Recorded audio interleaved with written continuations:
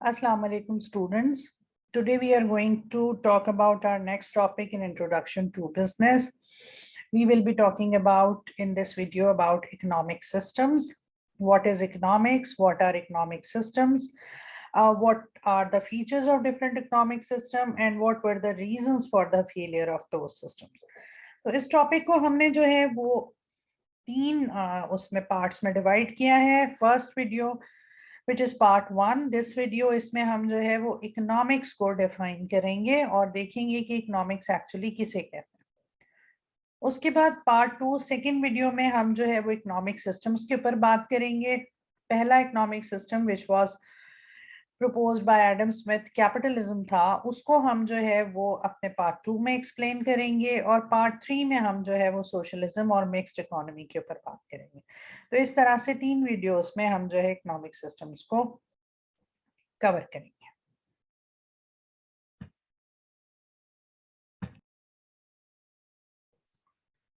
Economic system, economics. अगर मैं आपसे ये कहूँ कि बेटा आप बताइए कि कौन सा फैक्टर ऑफ प्रोडक्शन, कौन सा रिसोर्स जो है वो दुनिया में अनलिमिटेड है. लैंड, लेबर, कैपिटल, एंटरप्रेन्योर्स, इनमें से किसी भी फैक्टर ऑफ प्रोडक्शन को अगर हम ये देखना चाहें कि कोई ऐसा फैक्टर ऑफ प्रोडक्शन है जो इनफाइनाइट हो, तो हमें कोई फैक्टर ऑफ प्रोडक्शन ऐसा नहीं मिलेगा. दुनिया में कौन सी चीज अनलिमिटेड है? ऐसा कुछ भी नहीं है. In my childhood I used to think कि शायद जो है वो पानी एक अनलिमिटेड रिसोर्स है. जब आपने टैप खोला तो पानी आ रहा है. बट अब जो है एज के इस हिस्से में पहुंचने के बाद जो है टू सम एक्सटेंट दुनिया देखने के बाद भी हैव रियलाइज, आप सब भी जानते होंगे कि पानी जो है वो इस वक्त दुनिया के स्कार्स तरीन रिसोर्सेस में से एक रिसोर्स है और कहते हैं कि आने वाली जंगें जो है वो पानी के ऊपर लड़ी जाएंगी. तो pani is no more an unlimited resource. हवा के बारे में हम सोचा करते थे अपने बचपन में कि हवा है, बहुत है, हर तरफ है, अनलिमिटेड है.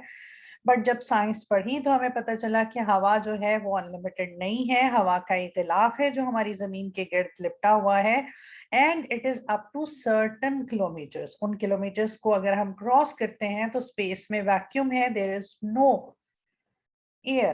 तो एयर भी फाइनाइट रिसोर्स है अगर हम इसको फैक्टर्स ऑफ प्रोडक्शन के अंदर काउंट करते हैं. उसके बाद फिर अगर हम हीट सनलाइट की बात करते हैं तो सनलाइट भी जो है वो हमें अनलिमिटेड लगा करती थी.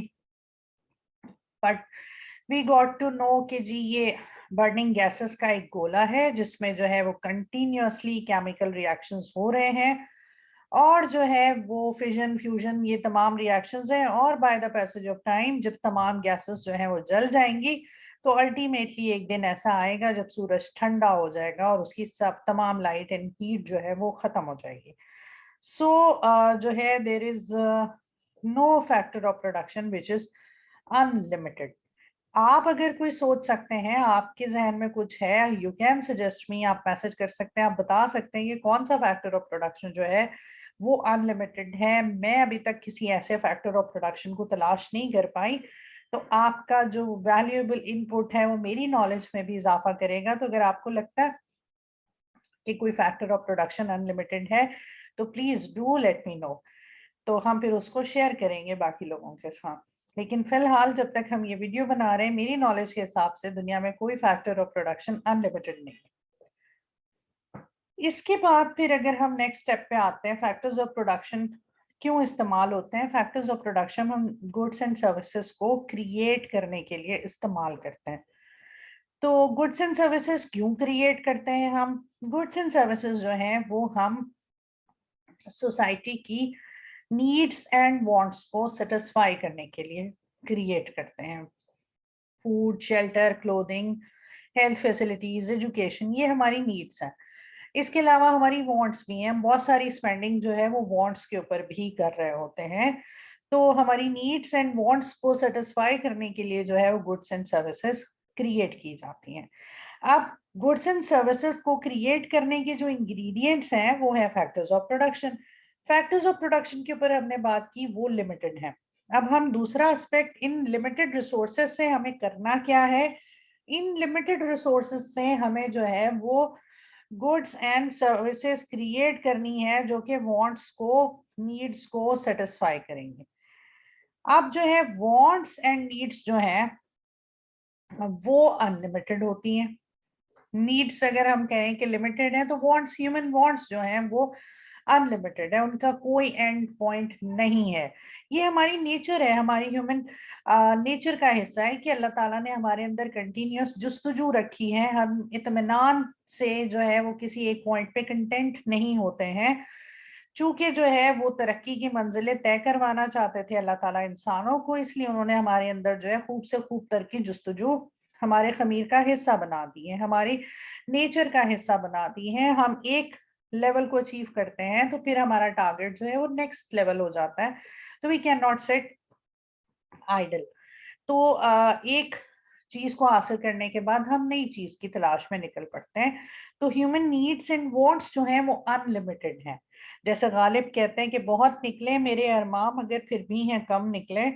तो इंसान के अरमान का कोई एंड पॉइंट नहीं है, कोई लिमिट नहीं है कि जी अच्छा यहाँ पहुंच गए तो फिर मैं और किसी चीज की डिजायर नहीं करूंगी, that would be the end point of my desires. तो ये एंड जो है इंसान की जिंदगी के साथ ही एंड होता है, उससे पहले ही एंड नहीं हो सकता।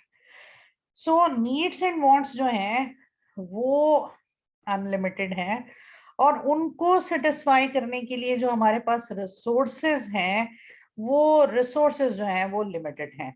नीड्स एंड वांट्स जो है वो बहुत स्ट्रांग है, बहुत ज्यादा है, बहुत बड़ी है। तो अब ये रिसोर्सेज जो है वो उनको पूरा नहीं कर सकते। तो अब जो है इस सिचुएशन में हम क्या करें। अब इस सिचुएशन में जो सबसे बेहतरीन काम होगा वो ये होगा कि हम कोई ऐसा सेटअप बनाएं जिससे मैक्सिमम लोगों तक हम इन रिसोर्सेस को पहुंचा सकें। रिसोर्सेस कम हैं, रिसोर्सेज लिमिटेड हैं, हम उन रिसोर्सेज से तमाम लोगों को सेटिस्फाई नहीं कर सकते हैं, तमाम लोगों की तमाम ख्वाहिशात पूरी नहीं कर सकते। अब हमें इन रिसोर्सेस को इस तरह से इंटेलिजेंटली इस्तेमाल करना है कि हम मैक्सिमम वांट्स को, मैक्सिमम नीड्स को फुलफिल कर सकें। तो वो तरीकाकार, वो सिस्टम जो कि हमारी उसको सेटिस्फाई करने में इस्तेमाल होगा, जिस तरीकेकार से हम जो है वो रिसोर्सेस को डिस्ट्रीब्यूट करेंगे, वो तरीका जो है वो इकोनॉमिक्स कहलाता है। तो जैसे जैसे हमारी पॉपुलेशन बढ़ती है वैसे वैसे हमारे जो है वो रिसोर्सेस के ऊपर बर्डन बढ़ता चला जाता है। More people are to be satisfied, तो पॉपुलेशन जो है वो रिसोर्सेस के ऊपर प्रेशर बिल्ड कर रही हैं। रिसोर्सेज जो है वो लिमिटेड है, पॉपुलेशन वांट्स जो है वो हमारी बढ़ती चली जा रही है। तो अब जो है वो तरीकेकार जो हम इस्तेमाल करेंगे इन रिसोर्सेस को फुलफिल करने के लिए, वो हमारा जो है वो कहलाएगा इकोनॉमिक्स।